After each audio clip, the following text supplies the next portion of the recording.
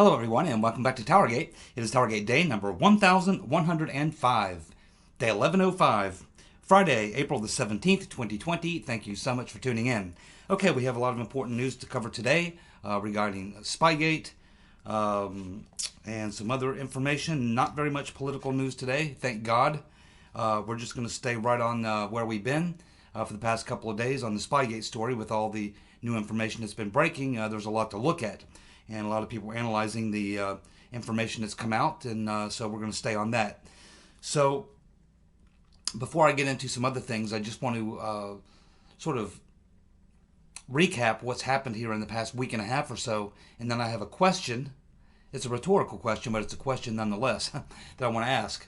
And so the last week and a half, I find it rather strange, don't you, that where we have these declassified footnotes, which all of a sudden bring into play this brand new variable, which is that there was Russian disinformation, that there was all these accounts of FBI officials warning that they believed that there were Russian intelligence people engaging in disinformation, that they had discovered that Christy Steele was doing this dossier, and they decided to get in there and meddle into that thing and feed him disinformation. Now, what's extraordinary about that to me is that here we are, we've heard this raised before in the past, say, 6 months or so, but there was never really any evidence for it. And all of a sudden, here after over 2 years, almost 3 years, of this whole thing being investigated, all of a sudden, here comes this really, if it's true, very important information about the Russians being involved in disinformation, sort of weaving their way into Steele's work and putting in this Russian disinformation. Now, again, as most of you know, I'm not 100% sold on this. In fact, I pretty much don't believe it.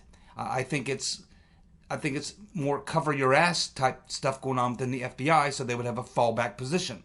But let's just assume it's true. Let's just assume that the Russians did find out that Steele was doing this dossier, and they decided to meddle in it and decided to feed disinformation in.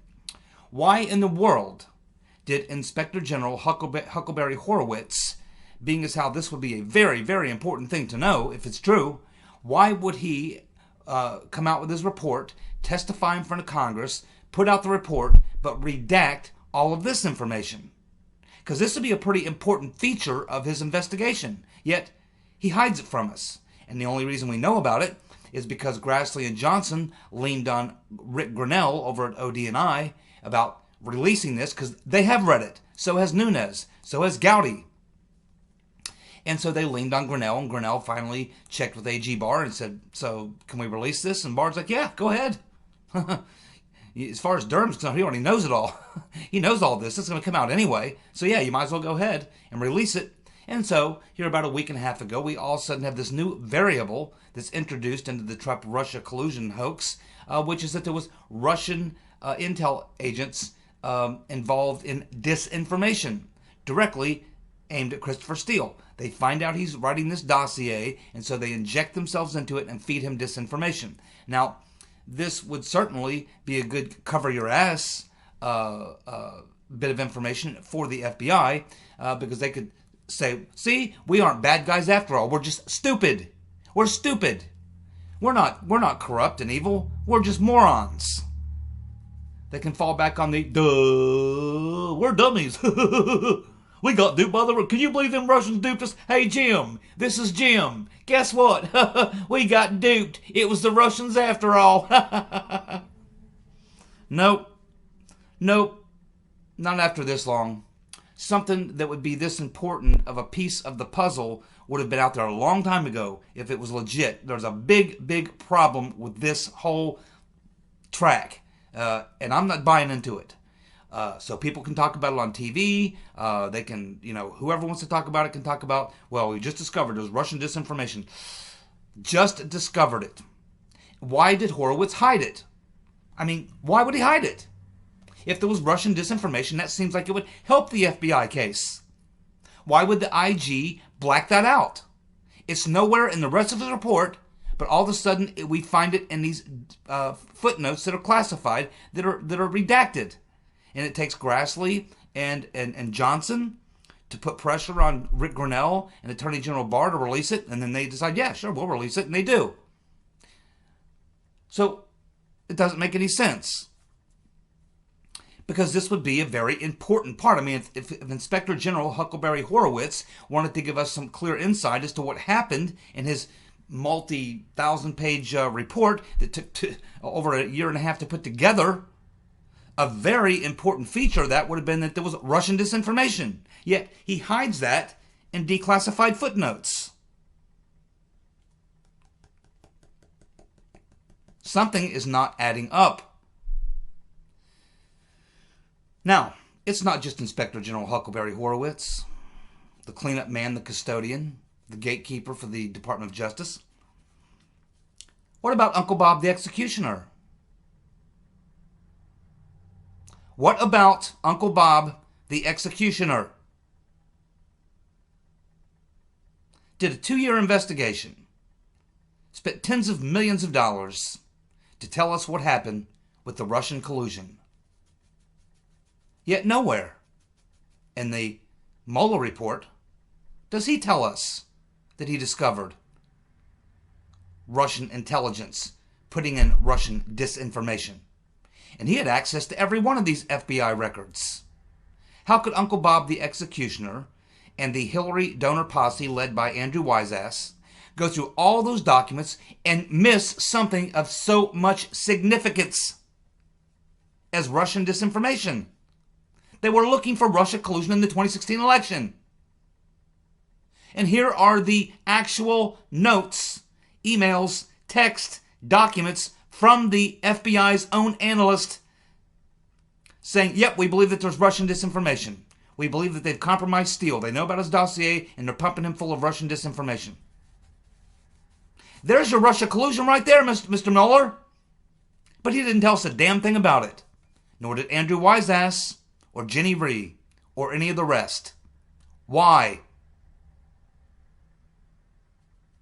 Can anyone tell me why? Why didn't Uncle Bob the executioner, after 2 years of his investigation, tens of millions of dollars, to look into the Russian interference in the 2016 election and whether or not it may have involved people associated with the Trump campaign, why didn't he and his team, having complete access to all these documents, why wouldn't he bother somewhere along the line to mention to us that there was FBI reports from FBI analysts who believed that there was Russian disinformation in the dossier? Why would he leave that out? Completely.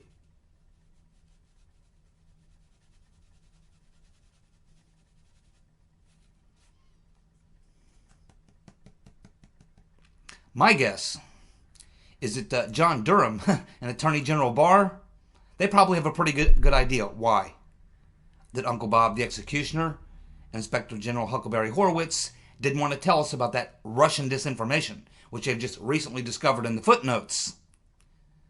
Very, very, very key part of the story here. Yet kept completely out of sight. And if not for Grassley and Johnson pressuring Rick Grinnell and having him go to AG Barr, we wouldn't even know about it. Why is that? Well, it's pretty obvious to me, because they didn't want us to know about it. And why not? Well, because either it's A, completely illegitimate, meaning it's wrong, at which point you have to ask yourself, especially with this gang, was it wrong on purpose or wrong on accident? Did these FBI analysts make a bad call, and what they think is Russian disinformation actually is something else?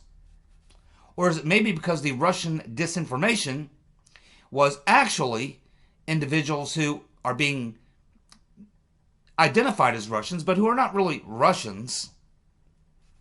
They have Russian names, may have Russian origin, but They're not associated with Russian intelligence, Putin's government, or anything like that. They seem to have a lot closer relationship to Western intelligence apparatus and diplomats in the West. Sounds to me like these individuals were being fed by Western intelligence. That's what it looks like to me, and that's a good reason why Uncle Bob wouldn't want to talk about it or put it in his report. The same with Inspector General Huckleberry Horowitz. Doesn't want anybody digging into that. Because when you start digging into that, the two obvious questions are, who are those two Russian intelligence officers you're talking about that these analysts refer to? Who are they? My guess is that John Durham's already looked into that and probably interviewed them. If he even had to interview them. My guess is he's interviewed people in the CIA or and other people in the intelligence apparatus have probably already given him the answers to that question. And likely, they're bogus. So that's a very good question. Very good question. Why did Uncle Bob, the executioner, put us through 2 years of hell for a phony, trumped-up investigation, looking for Russian bad behavior, meddling in the election, colluding with Trump? Why did he do a 2-year investigation and not tell us about the Russian meddling that he found, that was identified by FBI analysts back in 2016 and 2017? It's not just one report. It's multiple reports. This spans anywhere from the end of 2016, from November 2016, all the way through almost a year later, late summer of 2017. Throughout that period of a year, there were multiple reports by American intel analysts talking about and giving reports to the upper echelon of the FBI, the CIA, the DOJ, about the fact that they believe from analyzing the information that they believe that there's Russian disinformation. Yet Uncle Bob doesn't put a single bit of that in his report. And Horowitz puts it in his report, but he puts it in his footnotes and then he blacks them out. Why do they not want us to know about this Russian disinformation when the entire narrative that they're trying to sell is that Russians were involved in the 2016 election and are meddling in our politics today? Always meddling. Here they have evidence from the FBI's own analyst of Russians meddling, and that's the part they leave out. That's what they were looking for. So the evidence of what they were looking for, they hide from us, and then they tell us, well, we couldn't find any Russia collusion other than the Russian trolls. And now that's been blown up. It's all being blown up. You know why? Because it's all bullshit. That's why. As I've been saying for years, there are no Russians. What Russians? Deripaska? Deripaska. He's a globalist. Of course he knows Putin. He's a multi-billionaire. Putin knows all the billionaires in Russia. But Deripaska doesn't hang out in Russia. He lives on a freaking yacht. Travels around the world in a yacht. He visits all around the world. And who was Deripaska talking to in 2016, in 2017? Well, first the FBI came to Deripaska and said, hey, man, what do you think about Trump-Russia collusion? He laughed at them. He laughed at them. Said that's ridiculous. Hey, do you want to get involved and help us try to figure out if there's Russia-Trump collusion? And he said, no, leave, get out of here. You people are crazy. Then what happens? Well, they bar him from coming into the country. Once he leaves, as he was in the States at that time, he leaves and then he tries to get back in the country and there's, oh, sorry, you can't come to the United States. You're blocked. So then what happens? Well, he hires a lawyer. And that lawyer hires Christopher Steele. And what does Christopher Steele do? He gets with this intermediary lawyer. And this lawyer then begins having discussions with who? Senator Mark Warner on the Senate Intelligence Committee. And they're trying to cut a deal. And then we have Millian. We're going to talk about him in just a minute. Millian. He's not a Russian. He doesn't work for Russian intelligence. It's all bullshit. Then we have Trubnikov. Yeah, Trubnikov. Now, keep in mind, according to Inspector General Huckleberry Horowitz, Steele only had one primary source, and all the other people came through that one primary source. And who did they say the primary source is? Sergei Millian. But Christopher Steele goes and tells Kathleen Kavalik that he really has four sources, main sources, one of them being Millian, the other one being Trubnikov, and the other two being Carter Page and Paul Manafort. Man, oh man. The bullshit is so thick in this case. I'm telling you, it was a home-cooked deal. Big inside job. Russians. What Russians? Trubnikov. Trubnikov, just like Mifsud, is a guy who hangs around in Europe and the United States and other places, mostly outside of Russia. His associates are all Western people. His friends and the people he hangs out with are all Western intelligence and diplomats, including Stefan Halper. In fact, 2 times in 2016, Stefan Halper invited Trubnikov to the London Center for seminars when all this shit was going down. Looks like to me Trubnikov wasn't colluding or working for Russian intelligence. It looks like he was working for American intelligence.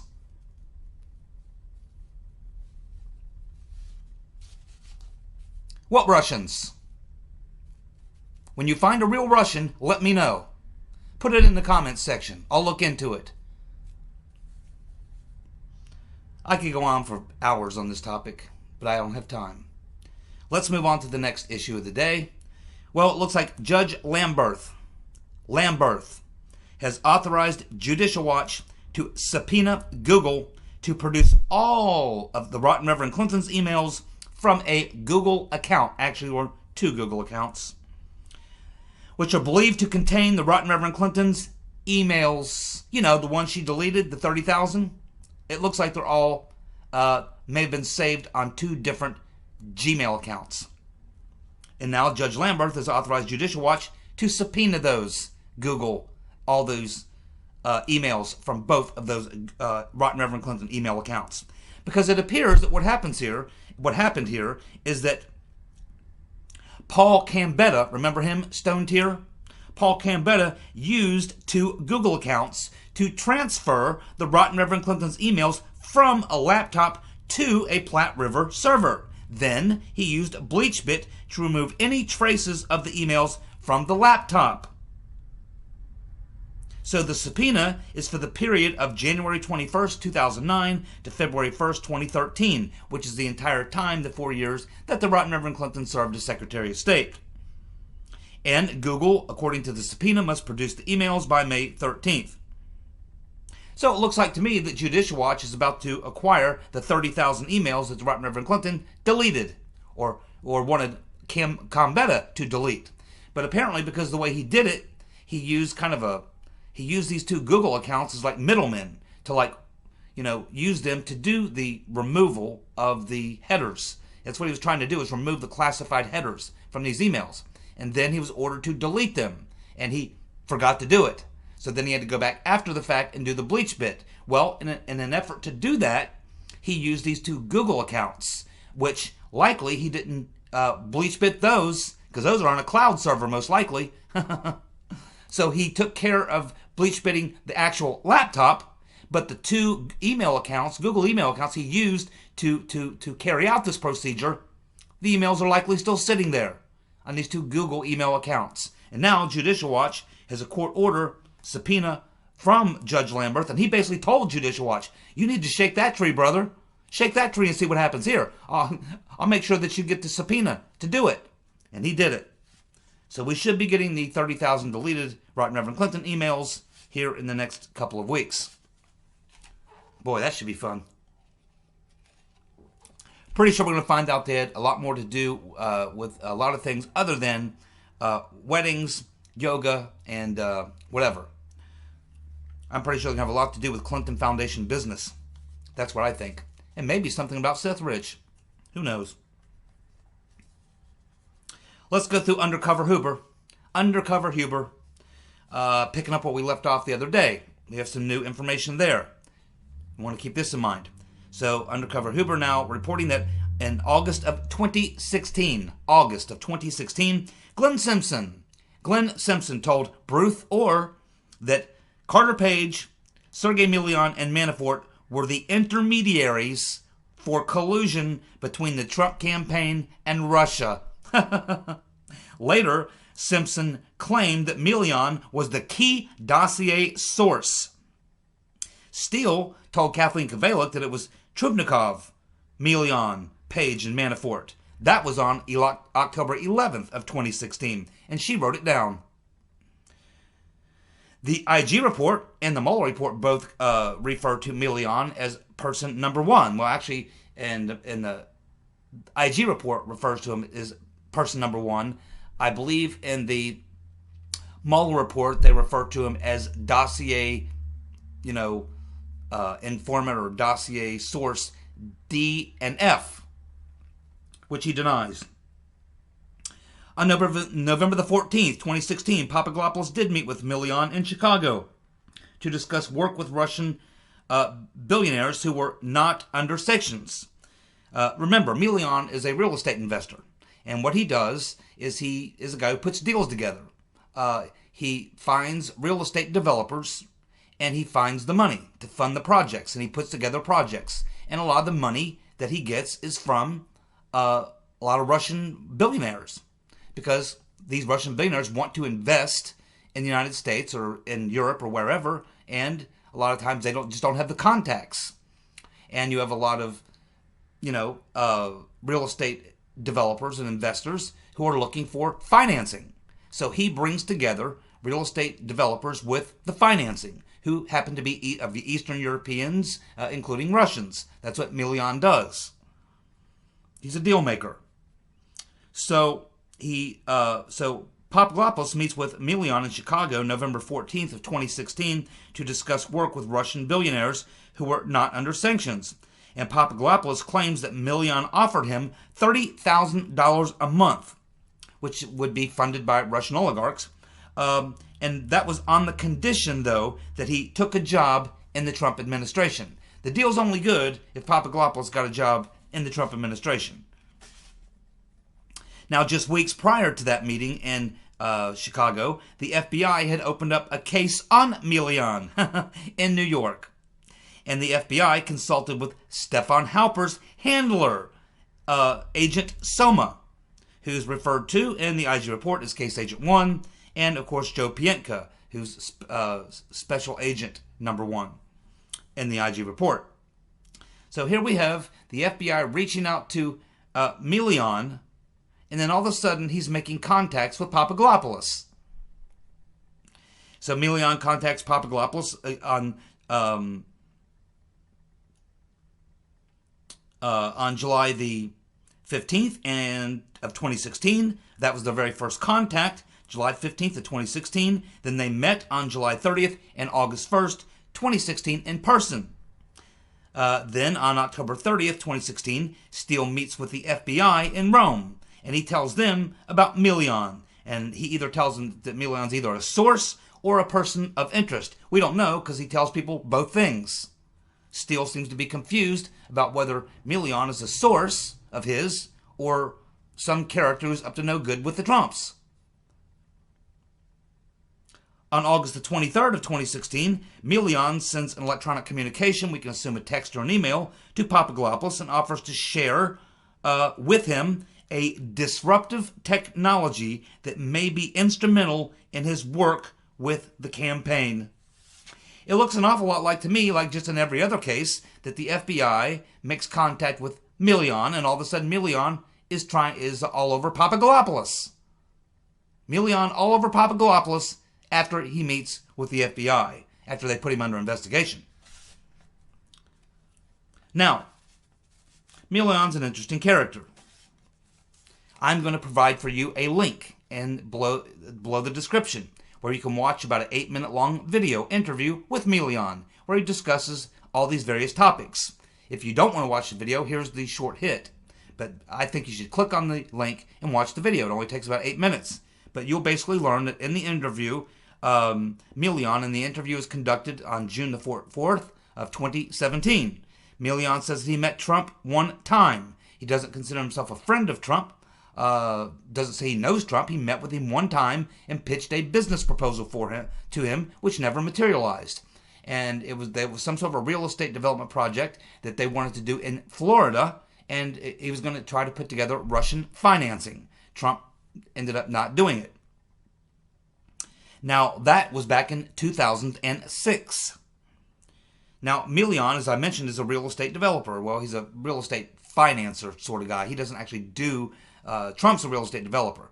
Millian is a middleman. He marries together people with money who want to invest in real estate and people who actually do the development, the builders.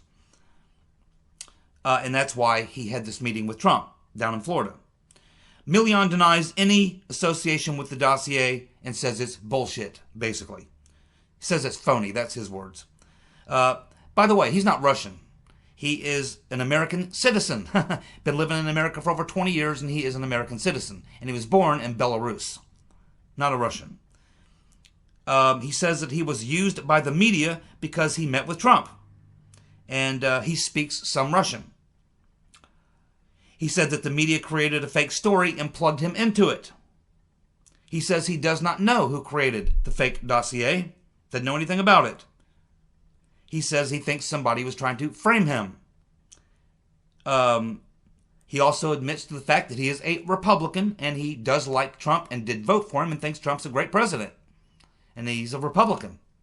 He's an American citizen, registered Republican, donates to Republicans, donated to Trump, supports Trump. So if Millian is a Republican, likes Trump, donated to Trump, donates to Republicans, why would he want to participate in a dossier which whole purpose was to take down Donald Trump? Why would a guy who openly, glowingly endorses Trump want to participate in an effort to destroy his chance at becoming president? Can anyone answer that question? Probably not. He says that after a major newspaper, he's talking about the New York Times, published those two stories, dropping his name, associating him with the dossier and then Trump-Russia collusion, he immediately pinned off 2 letters to them, advising them to retract their fake news story and also to give him a public apology. You can watch the interview with Sergei Millian for yourself. Click on the link just below the description. Judge Amy Berman has rejected Roger Stone's request for a new trial. Does that surprise anybody? That's okay, because Trump's going to pardon Roger Stone anyway. But I hate to see him have to go through all this. Yeah, I mean, clearly there was bias within the jury. All through the jury. Any other case, this would have been thrown out immediately. But Judge Amy Berman Jackson has an agenda. An agenda. That woman should be kicked off the bench. She's a disgrace. An absolute disgrace. I hope A.G. Barr, well, I know he personally won't do it, but, you know, he's got this new person he put in place who's over all the D.C. attorneys or U.S. attorneys. I hope they intervene in this case at some point and shut this garbage down. It's a mess. Should never be happening. Roger Stone, I mean, I don't care if you like Roger Stone or dislike Roger Stone. I've never met the man. I don't know. I don't know what to think about Roger Stone. I mean, I don't think much about him at all. I mean, he's just a guy. I mean, I don't know. But the idea that he was in any way, shape, or form and involved with WikiLeaks or with Trump-Russia collusion, or this is just all complete BS, and everyone knows it. It's just a political hit job. That's all it is. And this judge, Amy Jackson Berman, is a disgrace. Appointed by Clinton, I do believe. Well, following the recent dust up here with all this, these declassified footnotes about the Russians being involved in disinformation, Grassley and Johnson have now sent a letter over to FBI Director Christopher No Shit Sherlock Wray, requesting that he turn over a list of documents that they have, some documents that they've listed things they want from him, and they want it by April the 30th. Good luck getting anything out of no shit Sherlock Christopher Wray. He again is like Inspector General Huckleberry Horowitz. He is a gatekeeper. I guess you would refer to him as a gatekeeper. No shit Sherlock Wray ain't coming off of anything. Nothing. Nada. Nothing at all.